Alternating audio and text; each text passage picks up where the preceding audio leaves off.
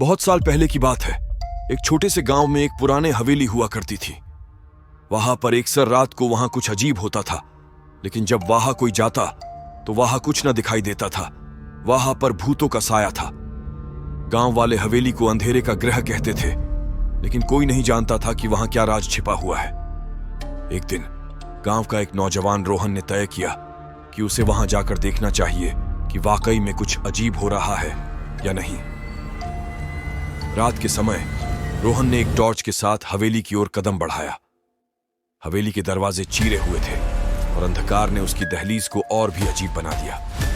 धीरे धीरे वह अंदर बढ़ता गया और एक विचित्र सुर महसूस होने लगा।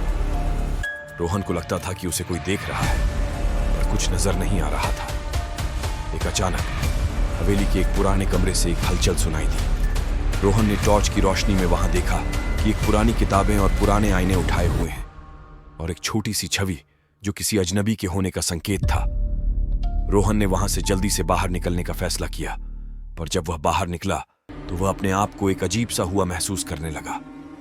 वह अचानक हवेली के दरवाजे बंद हो गए थे और उसे महसूस हो रहा था कि कुछ न दिखाई दे रहा है, पर उसके आसपास कुछ हो रहा था।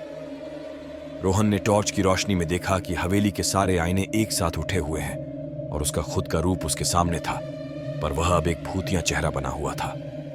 रोहन ने चिल्लाया और हवेली के दरवाजे तेजी से खोले गए। वह बाहर निकलते ही वह देखा कि हवेली का अंधकार अचानक मिट गया था और सब कुछ सामान्य हो गया था। रोहन की आंखों में डर और चौंक था और उसने वहां से निकलने के बाद कभी भी वापस नहीं देखा। उस दिन से बाद वह हवेली के पास से गुजरता है तो दिल धड़कता है, क्योंकि वह जानता है कि कुछ अजीब है, लेकिन वह कभी नहीं देख पाएगा कि वह राज क्या था।